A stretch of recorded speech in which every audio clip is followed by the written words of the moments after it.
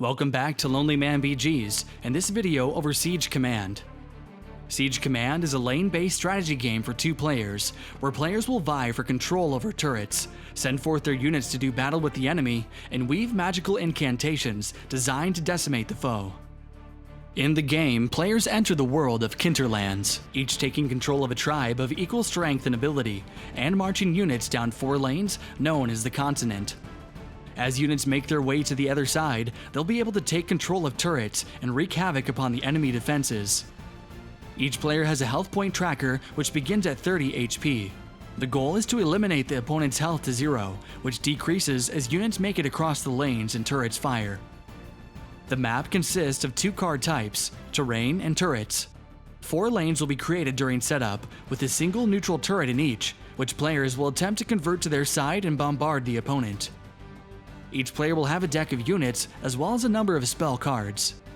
Units in the base game include militia, knights, scouts, bombers, bulwarks, and archers. Each unit type has its own particular use, as their stats and abilities are unique. This box on the left-hand side of each unit displays 3 stats: vitality, action points, and siege damage. In addition, the top left-hand corner shows the energy cost of this unit. The 2 tribes in the base game have identical units differentiated by their art and border color. The Kickstarter will also feature different expansions for the game, which have different tribes for players to try out. Let's take a closer look at the unit. A unit's vitality tells how much damage the unit deals as well as how much it can take. Siege damage is how much damage is dealt to the enemy once the unit reaches its opponent's defenses.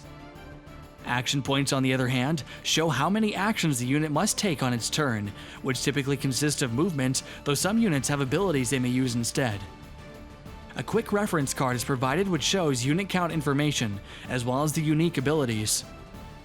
This bomber unit has a passive ability where it acts in a kamikaze-like fashion and destroys both itself and the first enemy unit it meets in its lane. The bulwark, on the other hand, is able to shield the player from turret damage in its lane for a short time. Players draw a hand of 6 cards at the beginning of the game, which they add to a group of 4 bluff cards. During the planning phase of the game, each player will choose cards from their hand, 1 for each lane, and place them face down. Players then reveal the units they have chosen for each lane, if any, during the reveal phase. This is where the bluff cards come into play, as they are able to mask the decisions of the players from their opponent. The players must attempt to calculate where the enemy's real focus lies. Players then spend energy to pay for the units from their own supply, which has 10 energy at the game's start. In the action phase, players will take turns resolving actions, moving their units down the field, converting turrets, and performing noble combat with the foe. Let's do a simple example with this militia unit from the red tribe. Militia units have 3 action points, which can only be used for forward movement since it has no special action or passive ability. In this case, the unit simply moves 3 spaces forward in its lane, meeting neither turret nor opposing unit. Turrets on the field start out as neutral, but once a unit takes its first move past the turret is converted for that player's use. If a player comes upon an opposing turret, the turret turns neutral once the unit moves on to the turret. The scout unit is an exception when it comes to turrets. Once a scout moves upon a turret, it converts to that player's side automatically. Besides encountering turrets, units will also meet one another in battle. Combat occurs when a unit's next action would move on to the same space as an opposing unit. During combat, both units simultaneously inflict damage on each other equal to their vitality.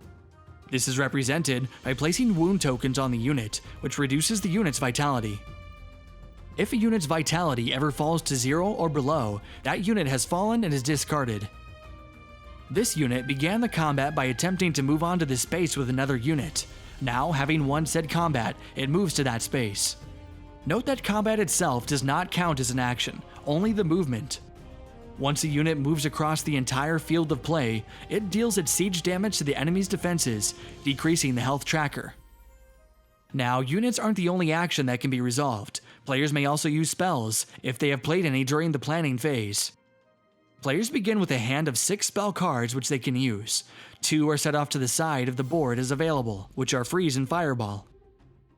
These spells have a litany of effects. Some give the player more energy, others deal mass damage to enemies in a certain lane, while some can boost vitality by adding armor tokens to a unit.